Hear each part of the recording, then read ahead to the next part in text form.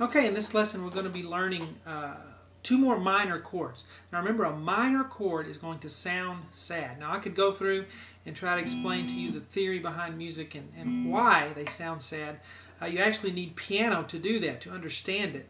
That's why if you take any music class at a college or anything, one of the required courses is piano, because it's so easy to look at the instrument and of the piano and see what's actually happening theoretically. On guitar you can't really do that. It's hard to really see and get a good visual image as it is on the piano. But you know, for what we're doing, just know that a minor chord sounds sad, and if it's not minor or it's a major chord, it's going to sound happy. Here's a happy chord. Here's a sad chord. Minor. The C chord that we learned is a major chord, and the D is major. Now, if someone's just talking chords and they say play a D chord, remember, it's understood that it's major. If they don't say anything and they just say D chord, that's what they're talking about.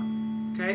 And it won't be this one that we learned, the weird one, because they'll identify that one as such. But if we just say C chord, C major, D chord, D major, G chord, G major. But if I say E and I don't say the minor, then it's not correct if I'm playing a minor chord. So we've learned E minor here. We're going to learn two more minor chords. We're going to learn an A minor, a D minor, and then we're going to learn an E chord, an E major. Okay? So this is the E minor. The E major is going to sound like this. Happy, just adding that one string here. Bum, changes that G to G sharp. Makes it major. Okay? So let's get going here. Let's start with A minor. This is what it sounds like. Okay?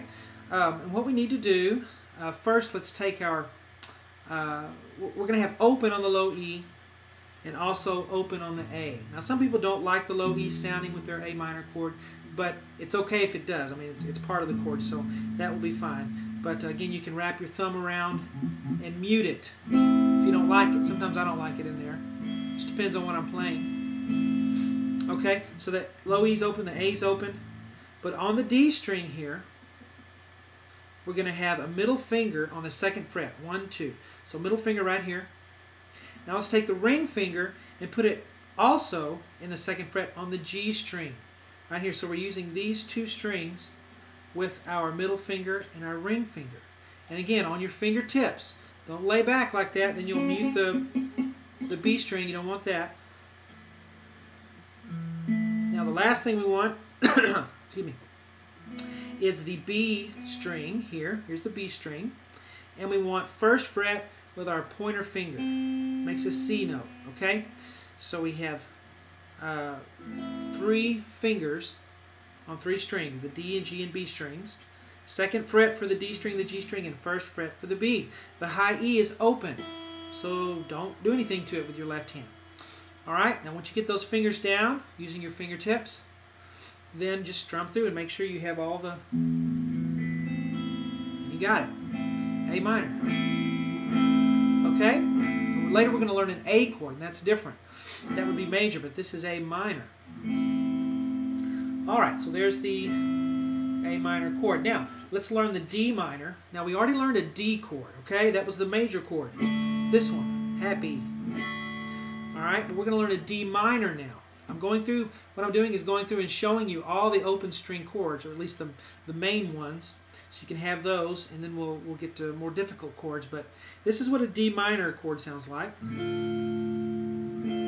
Okay?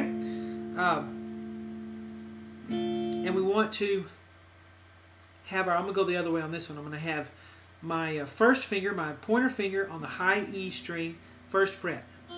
Okay? Now I'm going to skip the B string for now. Okay, so skip it, and then go to the G string.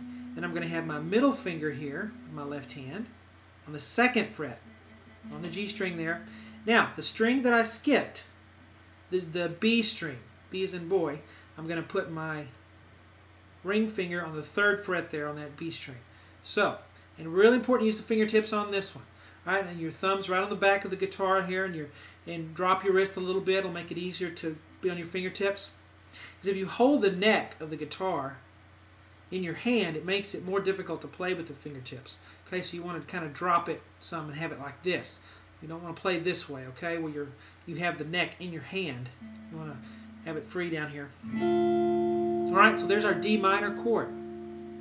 We don't want the low E. Make sure the low E does not get in the chord. And again, you can wrap your thumb around. Notice I'm still dropping my wrist. I'm not doing this, but I'm just reaching up my thumb a little bit. So I have that, okay?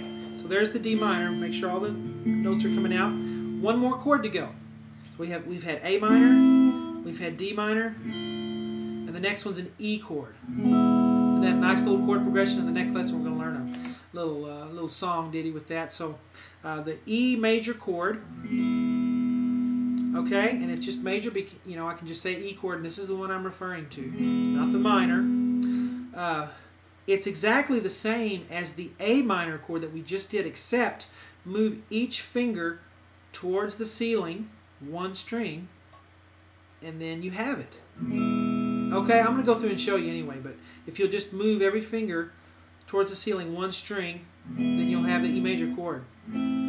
You can go back and forth between those two chords because they're the same fingering there. But let me go ahead and show you anyway. A string is going to have 2nd fret with the middle finger. Okay, so right here. And then I'm going to have the D string with my ring finger here. So 2nd fret on both of those. Right?